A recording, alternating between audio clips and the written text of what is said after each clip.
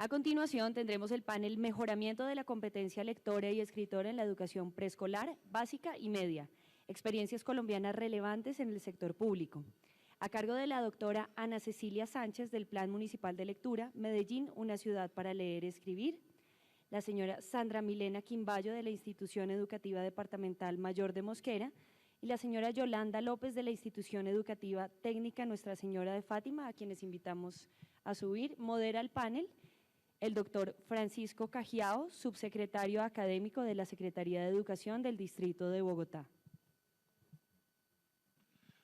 Buenas tardes. Espero que hayan comido poco, porque si no, esto le da a uno un sueño después de almuerzo, y estas niñas se han preparado con una cantidad de tecnologías contemporáneas rarísimas. Quiero darle la bienvenida a Ana Cecilia Sánchez de Medellín, que ya nos contará cuál es su gracia. Sandra Milena Moncayo, Quimbayo, es de otra tribu. Perfecto, Sandra Milena, que viene de Mosquera, y Yolanda López, de la Institución Técnica Nuestra Señora de Fátima. Ellas nos van a poner en un contexto muy interesante, porque después de haber escuchado un poco experiencias internacionales, es valiosísimo escuchar qué es lo que sucede en nuestro entorno, en nuestros colegios, en las ciudades en las cuales estamos nosotros involucrados con unos niños y unas niñas con características de aquí. Entonces, con todas las restricciones y las virtudes de aquí. Entonces, creo que va a ser un momento muy especial. Vamos a iniciar con Ana Cecilia para tomar aquí en orden sucesivo. Entonces, tienes la palabra. Vamos a demorar a tener un tiempo similar al que hemos tenido en los otros paneles, entre 15 y 20 minutos cada uno. Muy buenas tardes a todas y todos. Voy a compartirles a ustedes la experiencia que tenemos desde la ciudad de Medellín con una estrategia para la formación de docentes del área de lenguaje que de manera directa en ciertos momentos llega a los niños y las niñas y los jóvenes de nuestra ciudad, y de forma indirecta también los toca en la medida en que, como lo hemos conversado durante toda la mañana, lo que acontece con el maestro, lo que acontece con el adulto, es finalmente lo que puede acontecer con los niños, que son quienes heredamos lo que la sociedad y la cultura nos brinda. Esta experiencia también intentaré contextualizarla en un marco más amplio, que es el Plan Municipal de Lectura y Escritura, Medellín, una ciudad para leer y escribir. Plan municipal que viene desarrollándose desde hace varios años y sobre el cual pues creo que tenemos algunos avances interesantes. Entonces comienzo hablándoles de la propuesta que se lidera desde la Secretaría de Educación. Esta estrategia, digamos, se trabaja a través de un proyecto que se denomina Aula Taller de Lenguaje. Es un proyecto que lleva alrededor de 6 años trabajando con los maestros de primaria y secundaria. Un proyecto para el desarrollo, yo creo que yo me voy a hacer mejor. Hola. Sí. Un proyecto para el desarrollo profesional docente, de los docentes del área de lenguaje, y a la vez para el fortalecimiento de las competencias de los niños, las niñas y los jóvenes.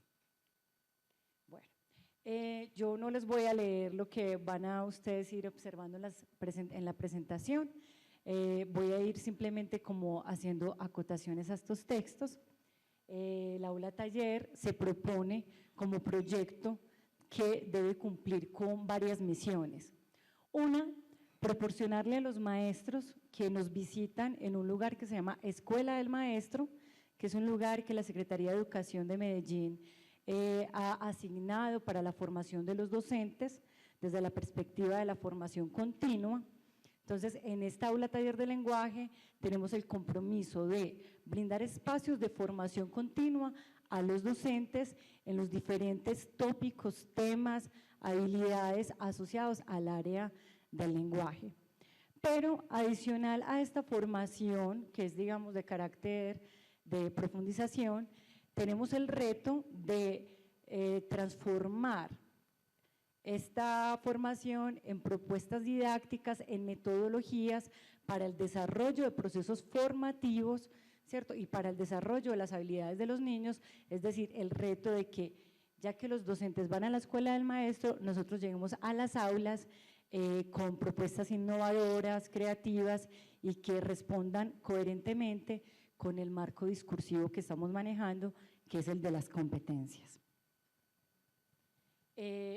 Para, digamos, cumplir nuestra misión, nosotros desarrollamos varias líneas de acción y una de ellas, no sé si para algunos de ustedes es familiar el tema, en la ciudad de Medellín tenemos un proyecto que se llama Olimpiadas del Conocimiento, en el que participan niños de quinto, décimo y 11, proyecto que ha estado focalizado a evaluar el nivel de competencias de los niños en estos grados.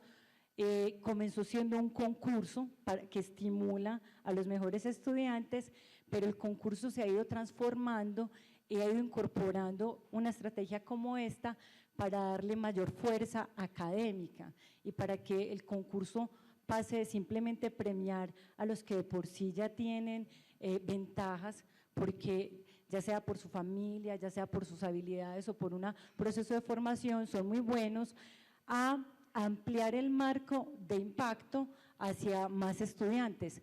¿Cómo se hace? Se seleccionan unos grupos de maestros, tanto del área de lenguaje como de matemáticas, se les ofrece un proceso de formación en competencias, se les entrega un material didáctico y a su vez estos maestros forman a los 2.500 niños que pasan a la segunda fase de Olimpiadas. Pero adicionalmente el material que recibe el maestro es un material libre, pues de circulación libre, es público y por lo general el maestro no solo lo emplea con los chicos que están en el marco del proyecto Olimpiadas, sino que además lo usan en sus aulas de clase. De esta manera, estos módulos, ¿podrías darle clic para mostrar? No, atrás.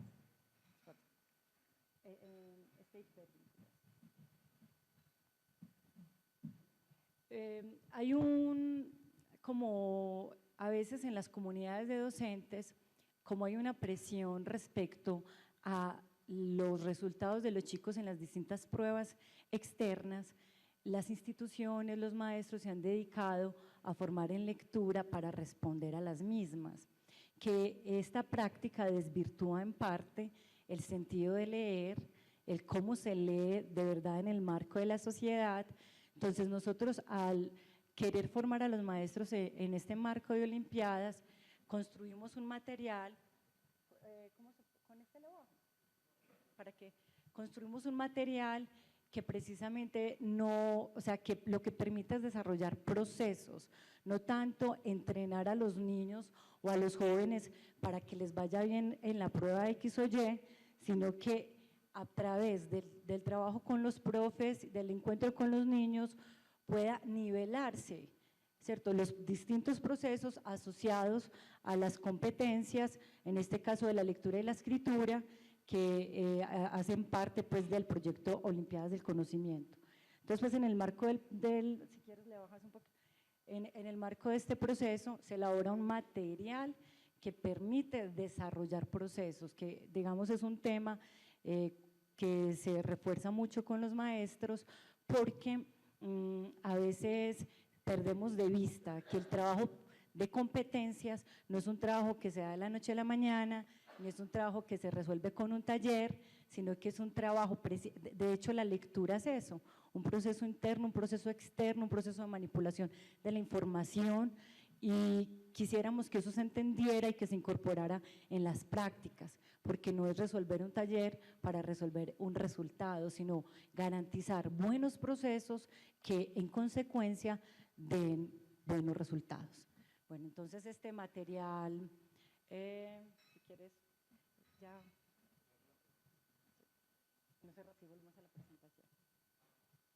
Este es un material pues con el que quedan las instituciones educativas.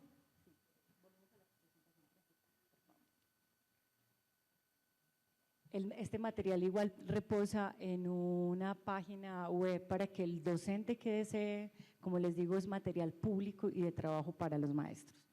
Bueno, no, la otra presentación, abriste la que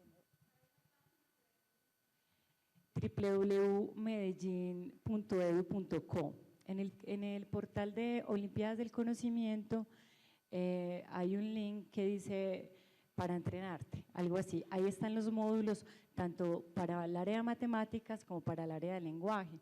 Como les decía, no son módulos de talleres con preguntas y respuestas, sino son módulos que proponen procesos de desarrollo de competencias, que es fundamental que lo entendamos. Bueno, en otra línea del aula taller, no, ese no. La otra línea del aula taller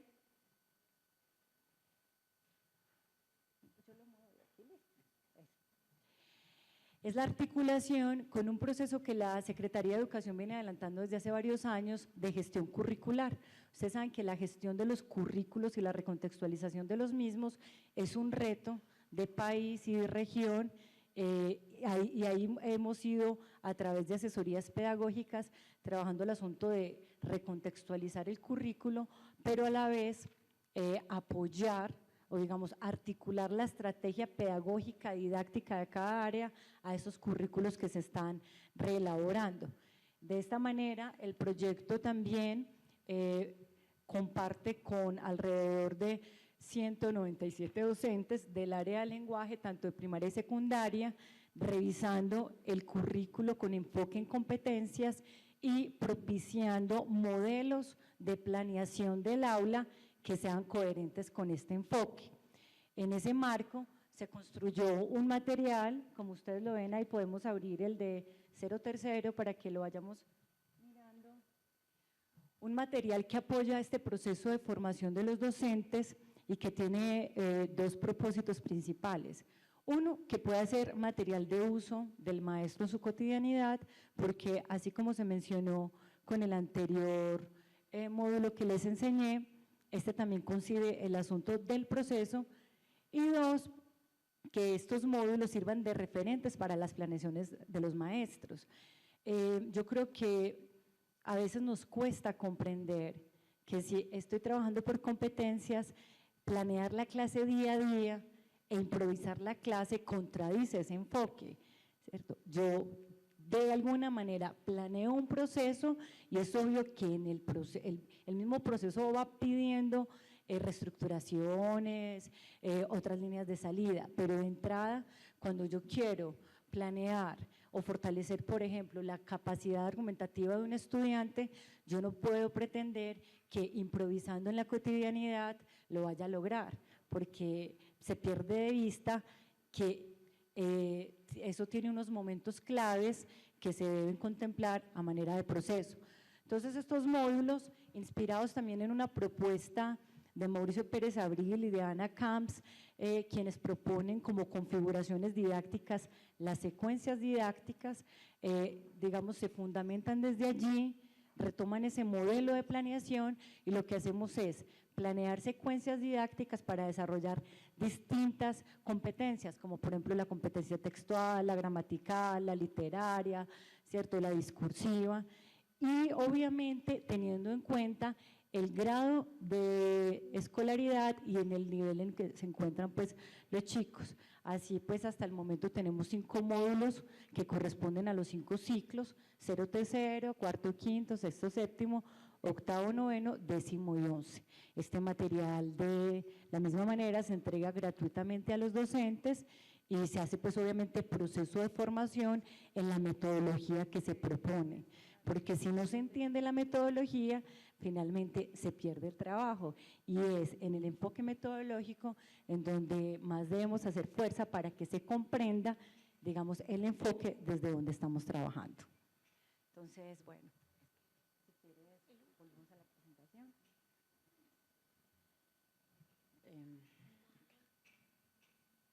Ligada a esta metodología de trabajo con el currículo y de pensar la planeación del área con base en ese currículo que se va redefiniendo, el año pasado hicimos un piloto en 5 instituciones, en 5 niveles distintos de acompañamiento de par académico en el aula. Como ustedes lo ven aquí, nosotros ya estamos pues como en ese proceso de conceptualizarlo bien, fundamentarlo bien, y está muy en consonancia con el programa que el Ministerio de Educación va a empezar a implementar de tutores en el aula. ¿Cómo entendemos este proceso de par? Un maestro se junta con otro maestro en el contexto de un proceso de formación relacionado pues con el área que implementa, y ese espacio de formación le debe permitir no solo profundizar un poco más, sino construir propuestas de enseñanza y de aprendizaje y digamos y de fortalecimiento de habilidades relacionados con ese campo temático que están construyendo juntos. Uno de estos maestros va al aula en jornada contraria con el otro maestro, hacen la implementación, recogen la experiencia, la escriben, la socializan y la publican. El proceso lo ven de esta manera. Digamos que hemos destinado estos espacios de formación asociados de alguna manera también a ese marco de lineamientos curriculares que son una carta de navegación para nuestras planeaciones y digamos en términos de prácticas letradas, en términos de otros sistemas simbólicos de significación y del campo de la literatura, hemos creado espacios distintos para que los maestros, de acuerdo con sus intereses, necesidades, y obviamente estos intereses y necesidades son personales, pero a la vez son demandas sociales y contextuales del oficio, entonces acorde con esas demandas, se inscriben en un espacio, ya entendí el código, se inscriben en uno de estos espacios y su propuesta de formación se crea a partir de ese espacio en conjunto con otro maestro, entre ambos planean, ¿cierto? Entre ambos hacen una lectura de contexto, ajustan la propuesta a ese contexto, definen categorías de observación y análisis dentro del aula de clases, van juntos al aula, implementan, le hacen seguimiento no solo al desarrollo de la propuesta didáctica o de la propuesta metodológica, sino también al asunto de la evaluación, que la evaluación también un poco por la confusión que nos generan las pruebas externas, se nos ha perdido un poco el foco de la formación, de la evaluación formativa y de la evaluación en proceso. Y, o sea, desarrollar competencias si implica planear en proceso, implica evaluar en proceso.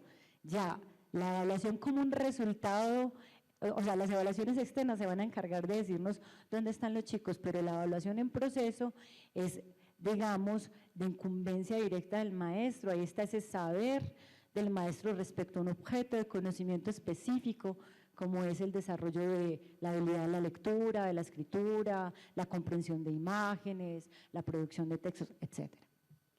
Entonces, evaluar conjuntamente, recoger a partir de categorías esa experiencia del aula, dialogarla, luego socializarla en lo que nosotros denominamos círculos de conversación o redes pedagógicas y, digamos, como parte final de ese proceso, recuperarla a través de la escritura, ya sea a manera de artículo, de narrativa pedagógica, de ensayo, ¿cierto?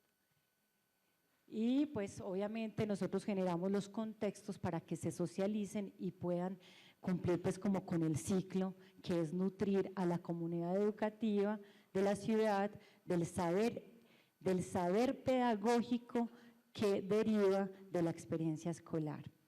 Entonces, ustedes de pronto no lo perciben bien porque las letras son muy pequeñas, se plantea la experiencia de par en el aula como un circuito que tiene una salida y un camino de retorno. La salida es la formación del maestro, el encuentro entre pares de maestros como expertos, porque así los queremos reconocer, como expertos en un saber escolar, como expertos en lo que hacen cotidianamente.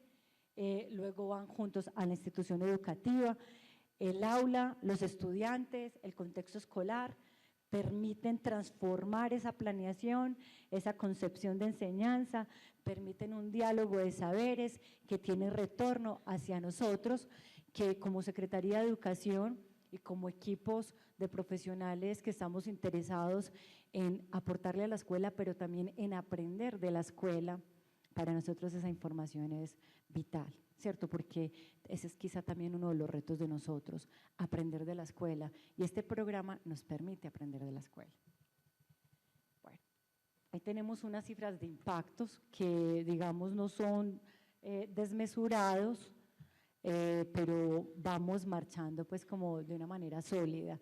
Toda esta propuesta, yo voy a hablar 2 minuticos, me voy a robar 2 minuticos, se enmarca dentro de, o digamos que en Medellín se está haciendo un esfuerzo muy grande porque estas apuestas en la educación se vean equilibradas, compensadas, reforzadas desde el contexto, y a eso obedece la construcción de parques biblioteca, la transformación de los espacios urbanos y obviamente programas como el Plan Municipal de Medellín, una ciudad para leer y escribir, y es bajo la concepción de que culturalmente tenemos que crear el espacio idóneo para que los procesos de formación escolares se potencialicen, porque como nos acontece cotidianamente, la escuela camina hacia un punto, entre tanto socialmente es como si camináramos en otras direcciones. Si en el contexto la lectura, la escritura no son prácticas reales, legítimas, ¿cierto?, que tienen sentido para las personas que habitan una comunidad, difícilmente va a poder la escuela responder a todas estas demandas. Entonces, el Plan Municipal de Lectura y Escritura, con la articulación de alrededor de 17 instituciones dedicadas al fomento de la lectura, a la difusión de la cultura, y con distintas estrategias de acción, crean esa plataforma para que los esfuerzos que hacemos en educación puedan tener, digamos, un nivel de impacto real en los niños, niñas, jóvenes, y creo que en toda la comunidad que conforma la ciudad de Medellín. Muchas gracias. Muchas gracias, Ana Cecilia, muy cumplida tú. Vamos a, muy bien, vamos a darle la palabra a Sandra Milena Quimbayo. Ve, ahora sí lo dije bien, perfecto. Para que nos cuentes un poco la experiencia de ustedes.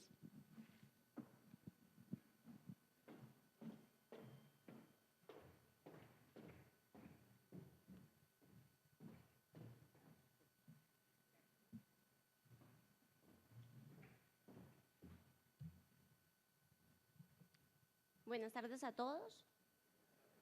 Aprovecho el inconveniente técnico para agradecer la invitación que nos ha hecho el Ministerio de Educación a la Fundación Santillana. Vemos y creemos que este es un espacio de formación y de aprendizaje, pero sobre todo, y como lo dijo la ministra esta mañana, estamos absolutamente convencidos que esta es quizás la política pública más importante de la nación. De acuerdo a lo que hemos visto,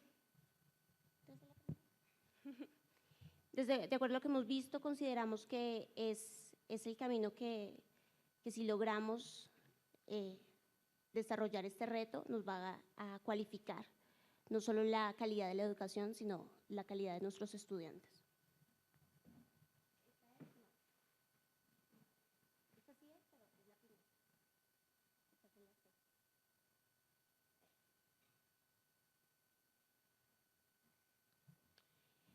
Nosotros desarrollamos una alianza público-privada con la Alcaldía Municipal de Mosquera durante el 2011. la Secretaría de Educación de Mosquera, liderada por la doctora Gloria Álvarez, desarrolló todo un proceso de evaluación y seguimiento de la intervención que se desarrolló. Es un proceso de intervención psicosocial que a través de prácticas de lectoescritura ha logrado desarrollar competencias de posicionamiento crítico en los estudiantes. Desarrollamos el proceso que venimos a mostrarles hoy en la Institución Educativa Departamental Mayor de Mosquera. Como se pueden dar cuenta, es una institución que se encuentra en condiciones de pobreza.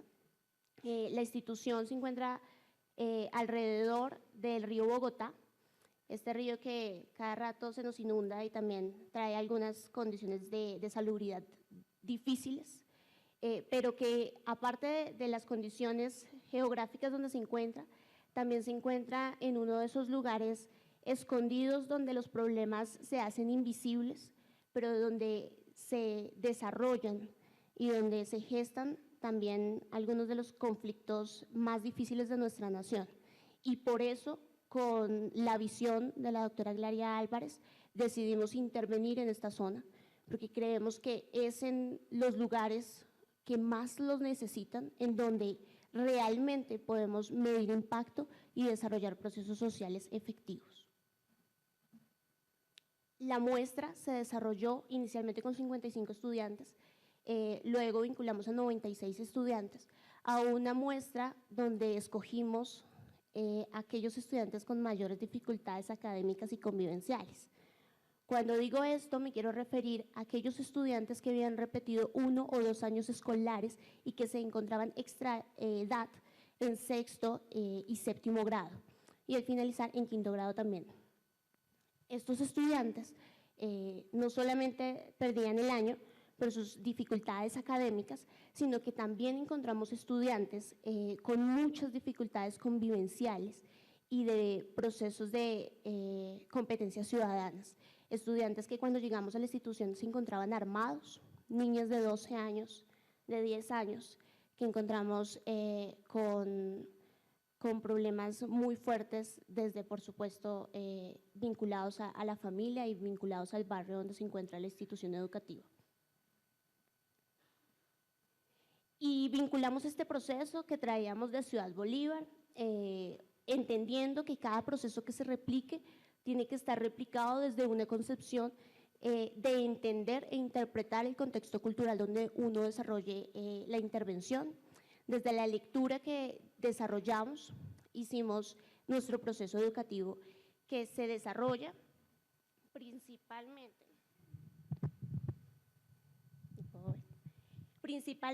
con un videojuego que con 6 niveles desarrolla competencias lectoras, más un apoyo psicosocial que permanentemente se encuentra articulado con el estudiante.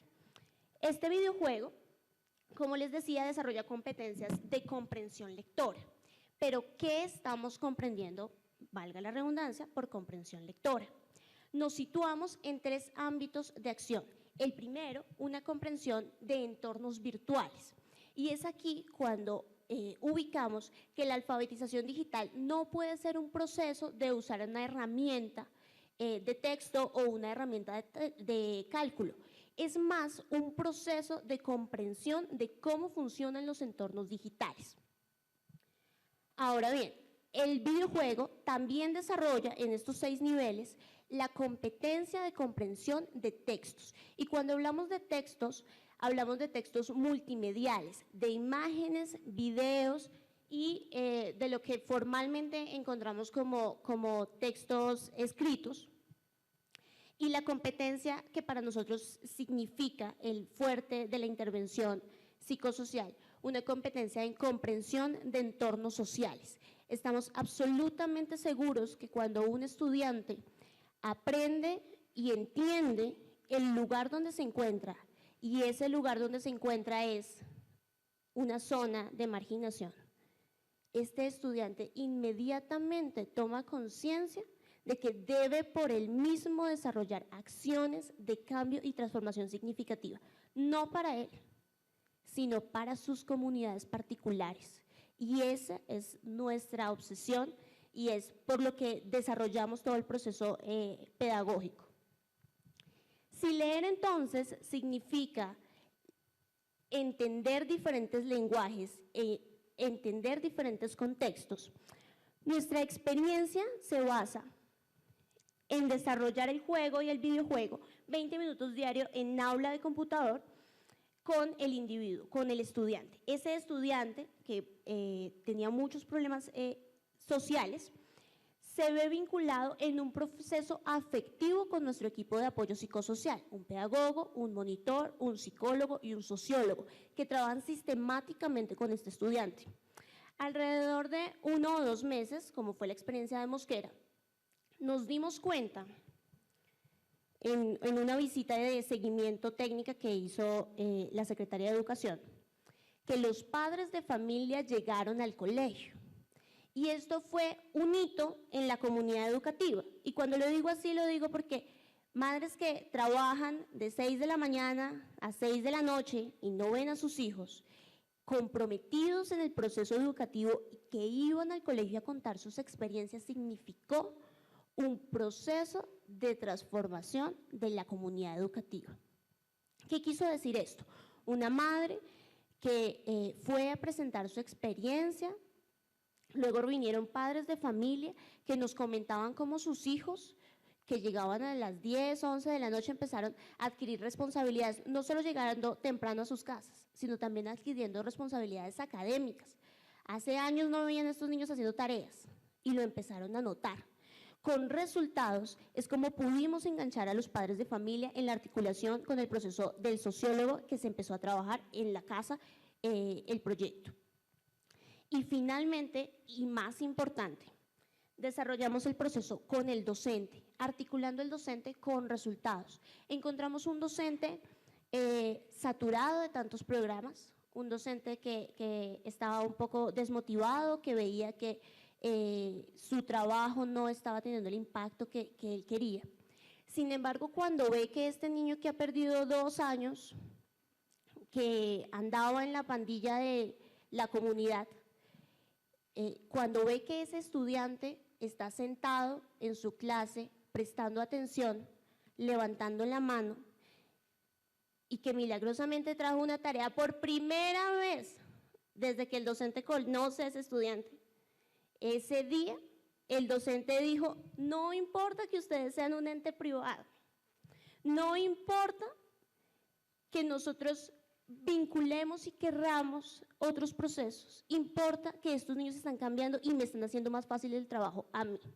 Y ese día los docentes nos dijeron: oiga, ¿y esto cómo funciona? Venga, yo quiero jugar ese videojuego. Pero perfecto, juguemos el videojuego, pero mostrémosle primero resultados a la familia para que se integren en procesos educativos y a los profesores para que se integren. Esa ha sido nuestra apuesta. En competencias de lectura y en seguimiento, entonces, la Secretaría de Educación de Mosquera nos acompañó y evaluó el proceso con evaluaciones anteriores, de intermedio y evaluaciones posteriores a la finalización del proyecto. El proyecto se evaluó con estándares básicos de competencias de lenguaje del Ministerio de Educación Nacional. ¿Y qué encontramos? El grupo control, estudiantes que no habían perdido el año, estudiantes que estaban en la edad adecuada para su ciclo escolar, quinto, sexto y séptimo, tenían una media de 28 puntos sobre 100 en prueba de comprensión lectora. Nuestros estudiantes, sin embargo, a intervenir, tenían 26 puntos sobre 100 y el 98% de nuestra muestra de intervención no alcanzó el nivel mínimo aceptable en competencias de interpretación. Y el 100% de los estudiantes a intervenir no pudo desarrollar procesos de análisis de textos.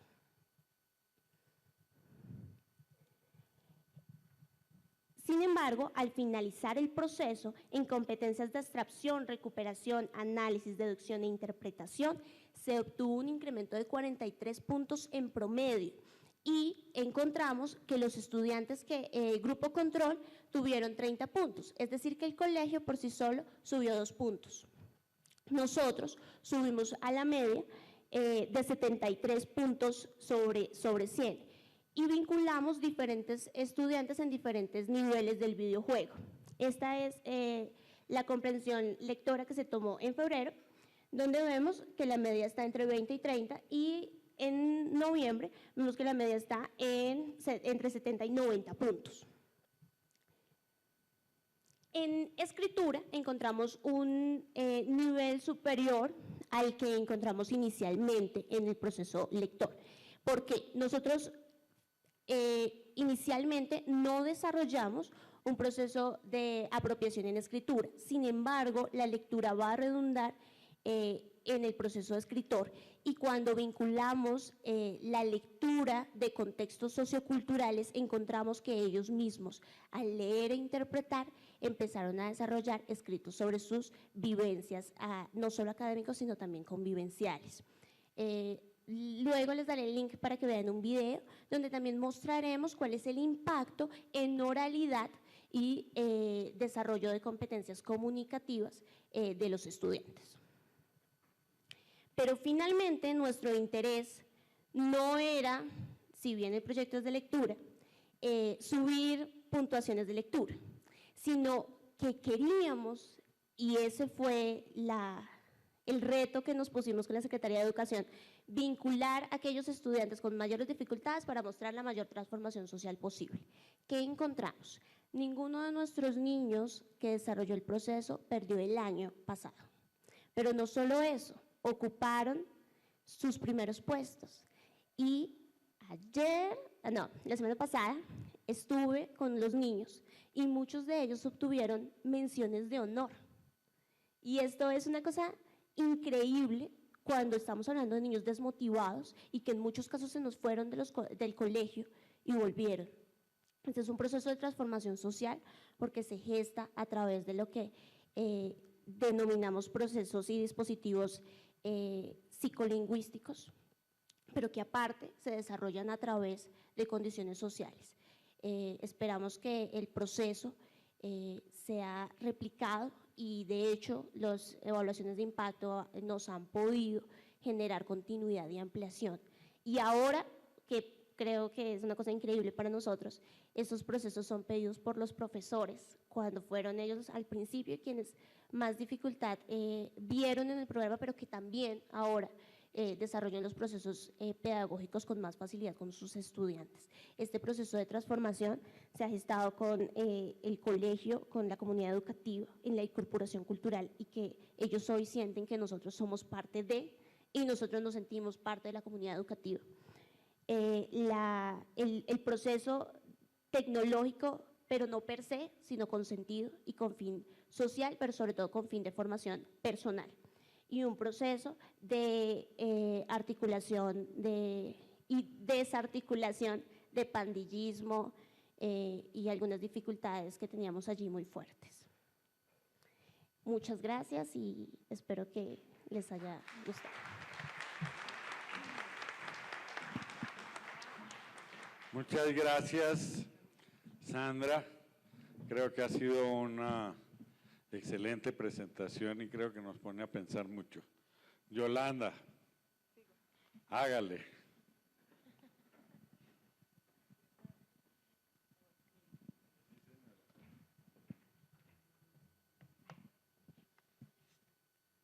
A ver si no me equivoco. Buenas tardes. Como mis compañeras, también agradezco a la Fundación Santillana el haberme invitado y a la doctora Pilar Viana, directora nacional del programa de lectura y escritura, que es la causante de que yo esté aquí. Primero que todo voy a decir que yo pertenezco a una red de lenguaje, creo que por eso es que estoy acá en esta convocatoria. Somos un grupo de docentes, la red es a nivel latinoamericano, que tiene nodos en los diferentes países latinoamericanos. Uno de los nodos es Colombia y Colombia a su vez tiene unos nodos en los departamentos. Nosotros nos constituimos en el nodo Tolima llamado Red Pido la Palabra. Como red trabajamos independientemente, somos docentes de preescolar, primaria y bachillerato. No trabajamos con ningún organismo oficial, somos docentes que trabajamos porque nos gusta, porque somos apasionados por este ejercicio y porque queremos que a través de nuestras prácticas podamos entre pares docentes reflexionar las experiencias que día a día hacemos en nuestras aulas de clase para adquirir más consistencia disciplinar y pedagógica. Entonces, el ejercicio de trabajar y de discutir nuestras prácticas docentes con pares docentes hace que la reflexión se transforme para nosotros mejorar la calidad de la educación en nuestras instituciones educativas. Somos más o menos 200 docentes en el departamento del Tolima que trabajamos más o menos de esta misma forma, procesos de escritura, lectura y oralidad. Y pues hoy voy a presentar una partecita muy pequeña de uno de los procesos de escritura que desarrollo con los estudiantes de mi institución.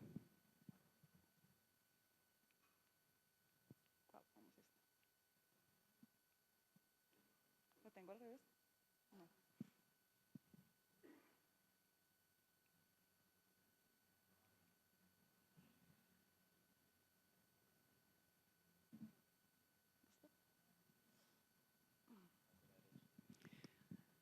Bueno, el contexto de la experiencia que voy a comentar es el Colegio de la Policía de la ciudad de Ibagué.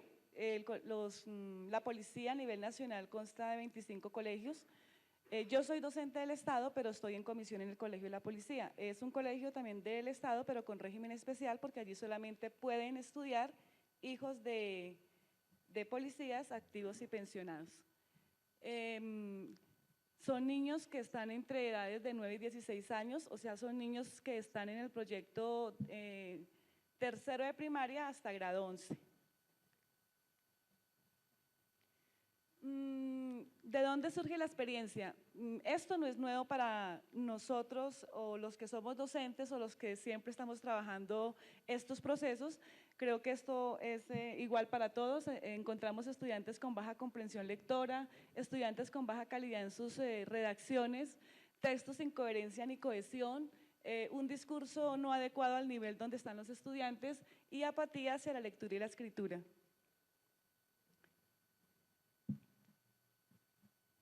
¿Me fui al contrario?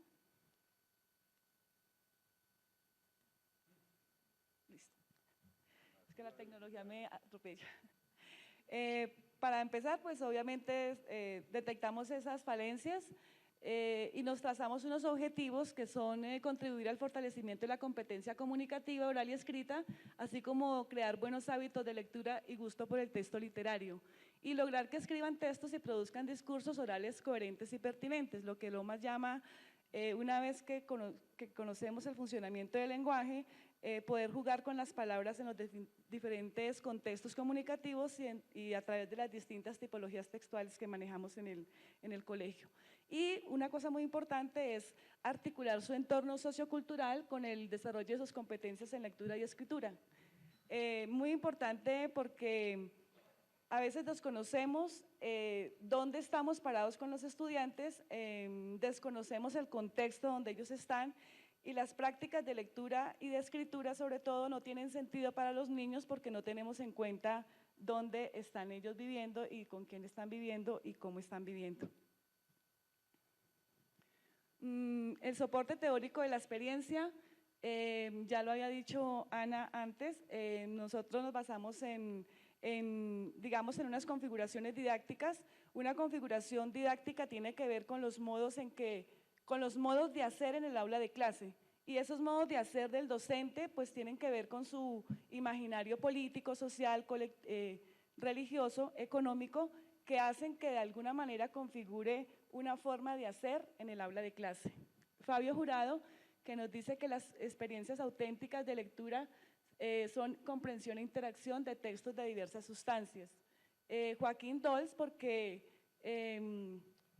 nosotros hablamos mucho de lectura y de escritura, pero para poder escribir y para que los niños puedan leer y comprender, pues los niños tienen que debatir y los niños tienen que reflexionar. Y la reflexión que se hace en colectivo en el aula de clase es muy importante para que ellos, entre ellos, construyan el conocimiento. O sea, ellos tienen que descubrir que el agua moja, así como lo dijo el profesor esta mañana, que de dónde está el sol, esas cosas tienen ellos mismos que descubrir que las cosas son así, pero porque ellos las descubran, no porque el profesor se las coloque en el tablero y ellos tengan que escribirlas, copiarlas del tablero. Y Daniel Casani, porque cuando hacemos producciones sobre mañana hay que hacer un cuento, para mañana un cuento, entonces el niño hace el cuento y la mamá se lo ayuda a hacer, y la profesora lo califica y de ahí no pasa nada. O sea, la escritura sigue como está y por eso es que estamos supuestamente como estamos, porque no hay una reflexión de los procesos de escritura, de cómo funciona el lenguaje en esas diferentes tipologías textuales. Entonces nosotros lo que hacemos es que los niños reflexionen esos textos y que a través de la reflexión colectiva que se hace en el aula de clase, ellos con esos conocimientos que han adquirido en colectivo puedan volver a tomar el texto y a reconstruirlo a través de los saberes que se han trabajado en el aula de clase.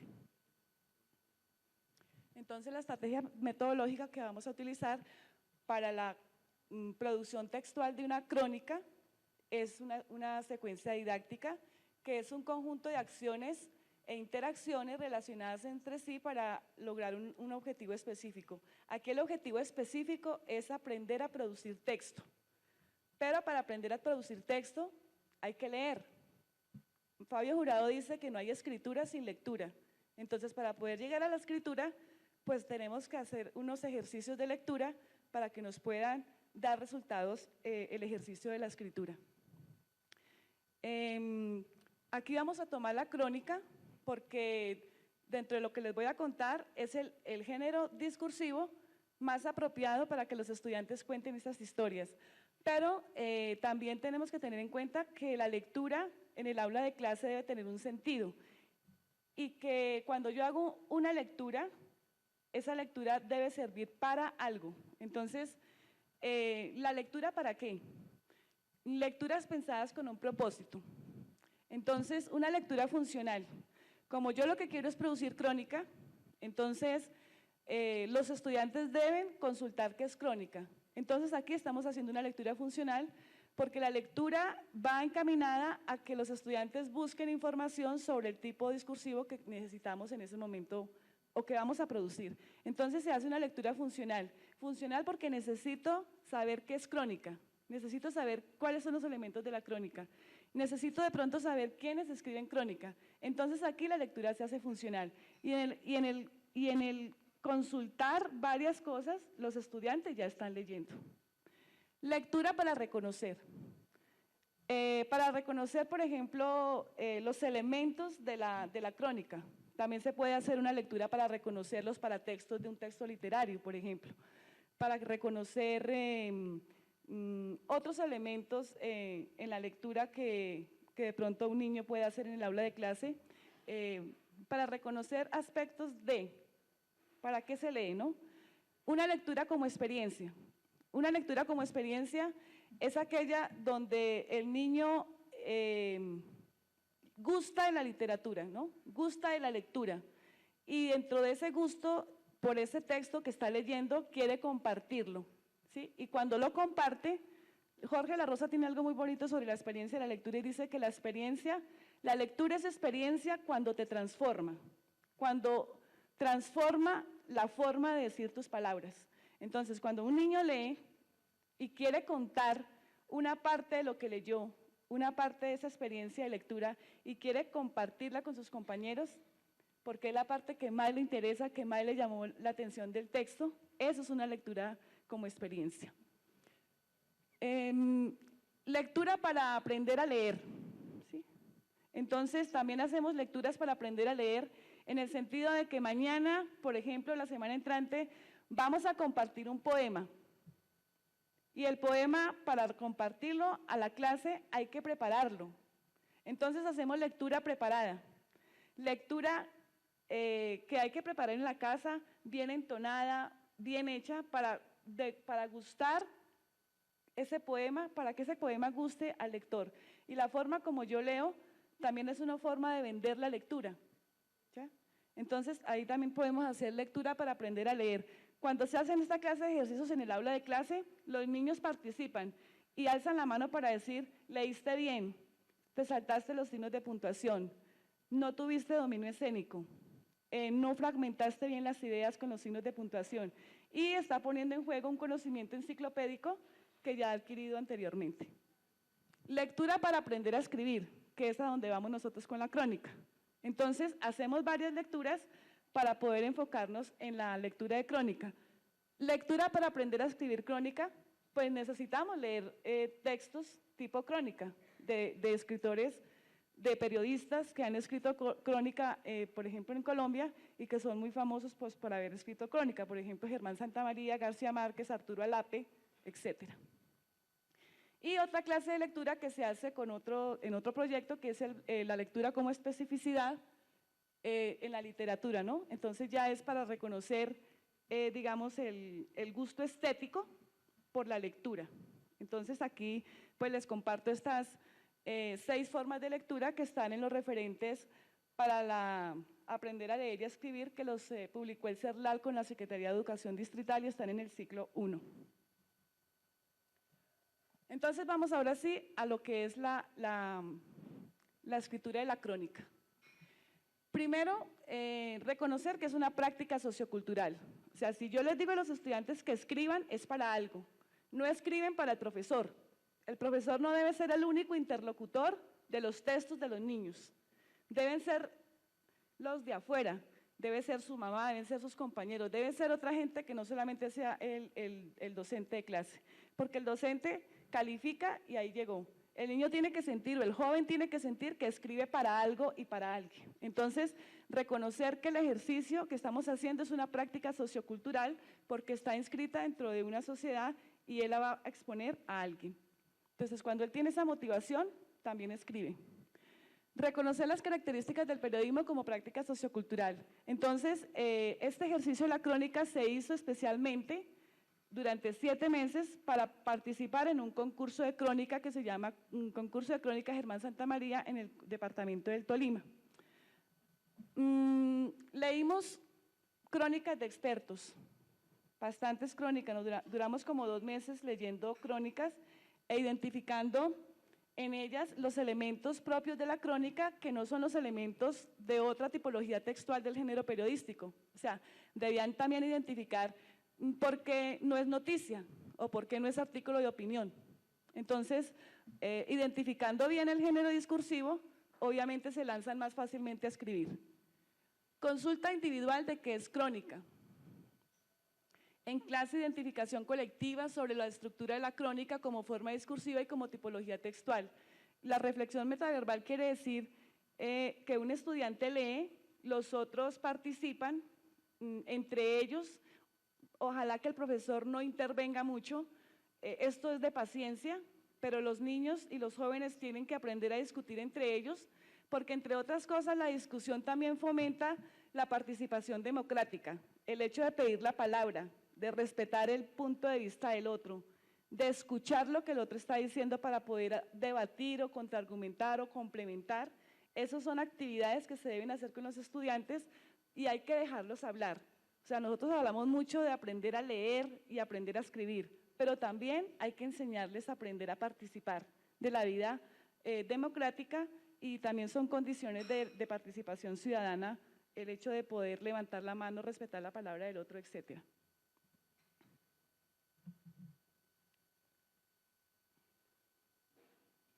Después de que ya tenemos identificado el texto, entonces, ¿sobre quién escribir?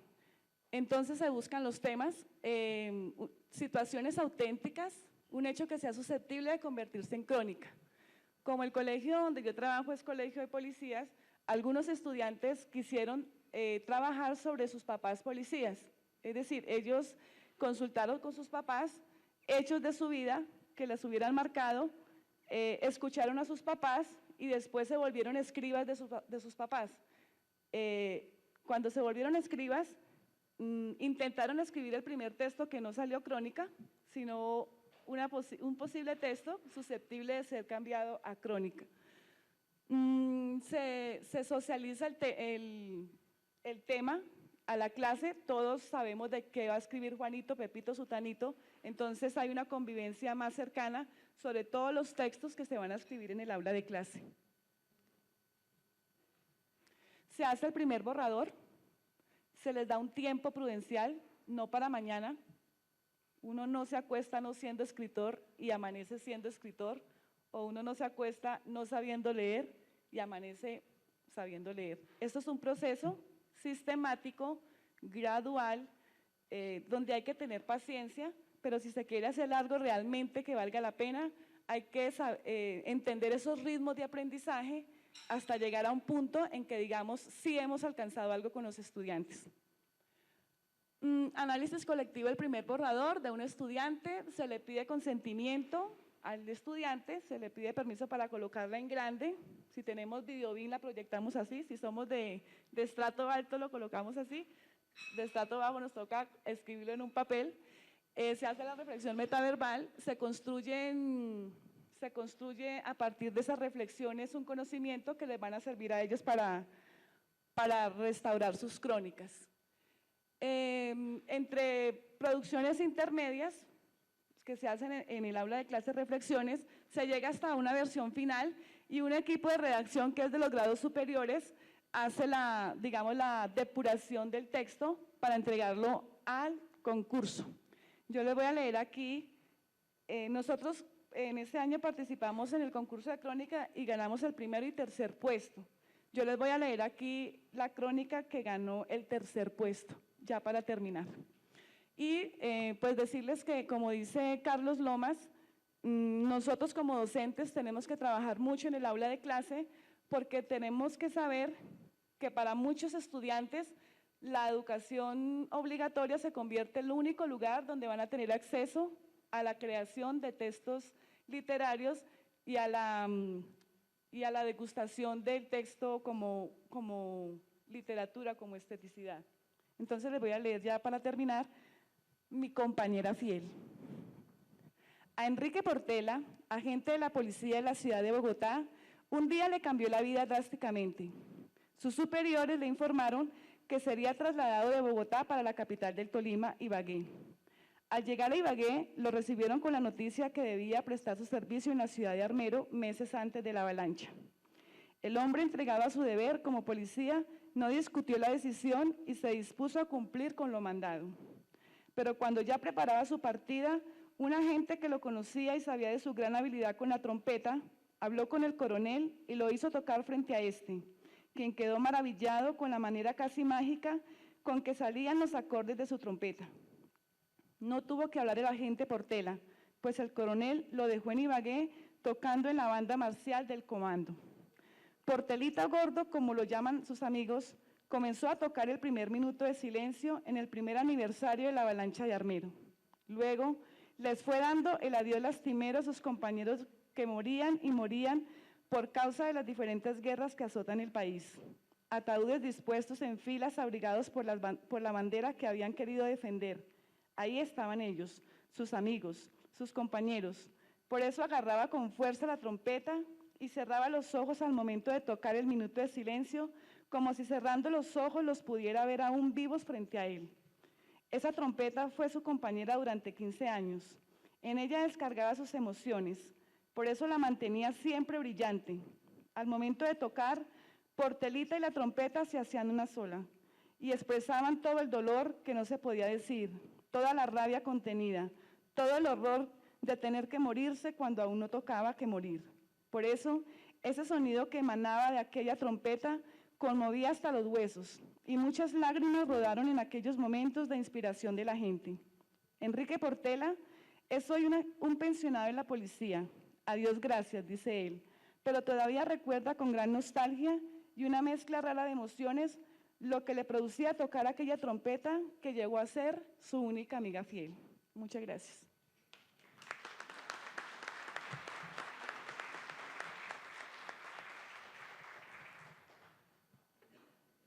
Muchas gracias, Yolanda.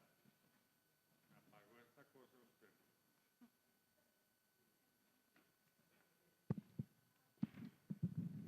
Pura maldad lo apagó. Para que nadie más dijera nada después de Portela. Muchas gracias, Yolanda. Creo que este panel ha sido muy interesante porque nos permite entrar a contrastar dos miradas que son dos miradas totalmente diferentes.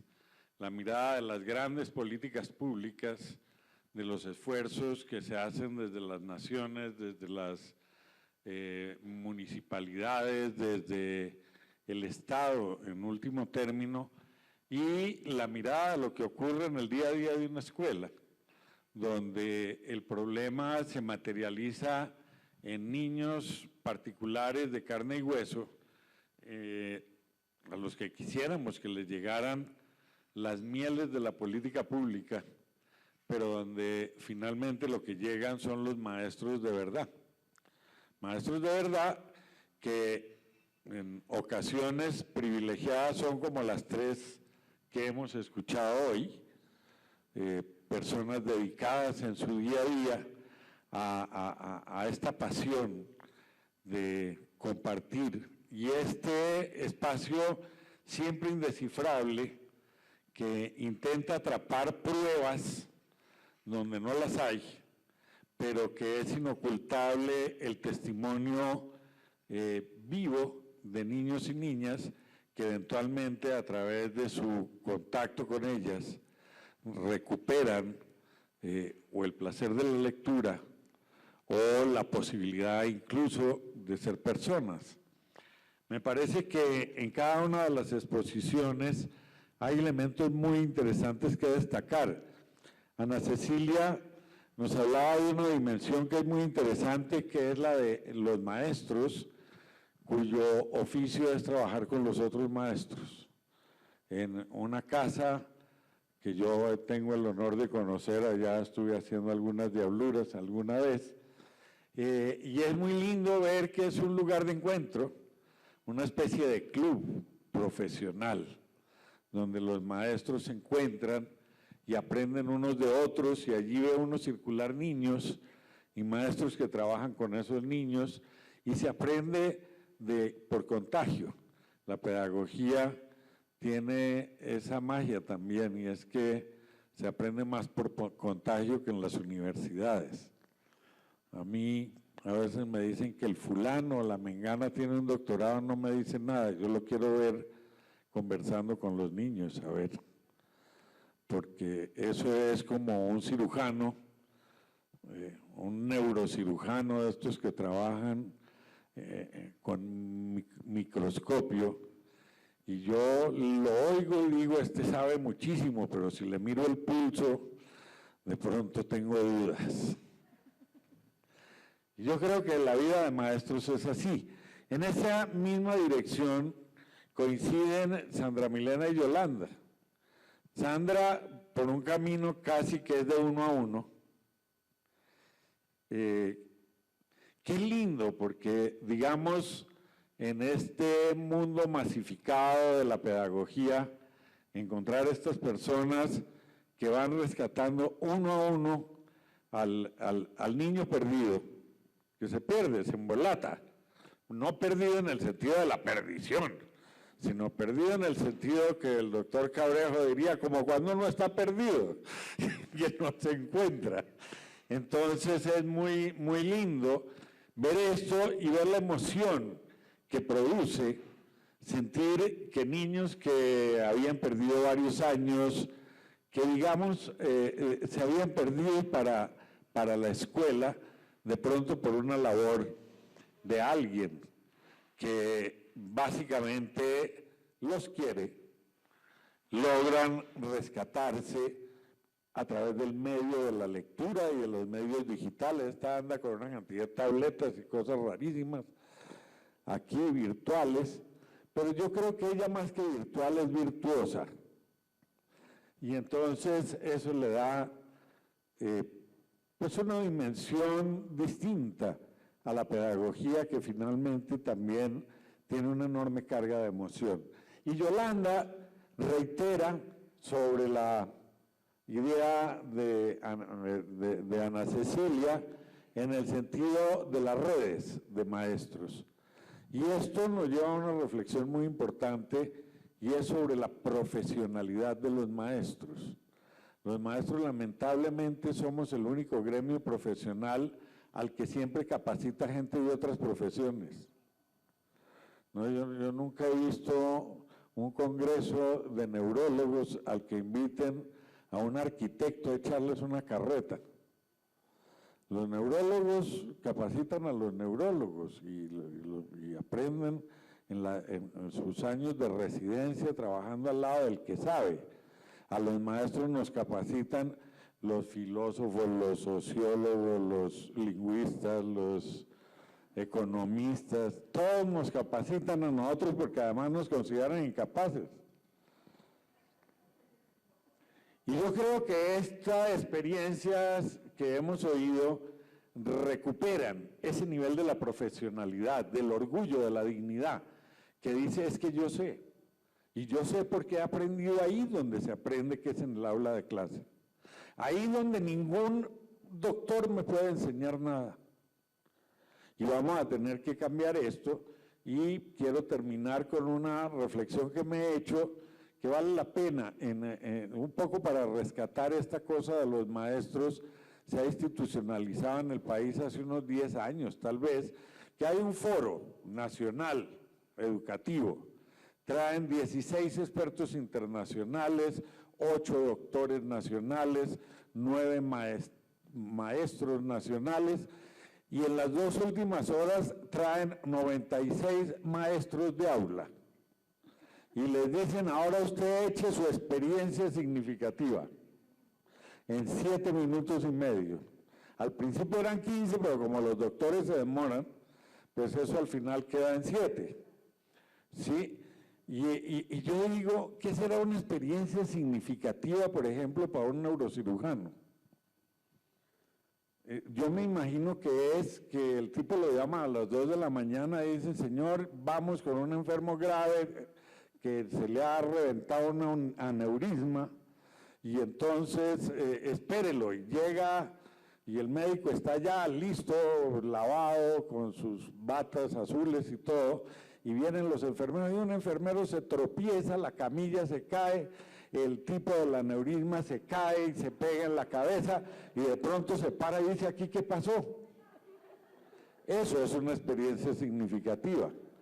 El tipo la contará cada vez que se emborrache, pero nunca le servirá como un aprendizaje real que diga cómo es el proceso de curar, porque no podrá asegurar que tirando a todos los enfermos de la camilla se van a curar. Entonces, maestros que han tardado, ¿cuántos años llevas en tu experiencia? 5 años lleva ella. Le pedimos que nos resuma en 20 minutos 5 años de aprendizaje. Y hoy le fue bien porque tuvo 20 minutos.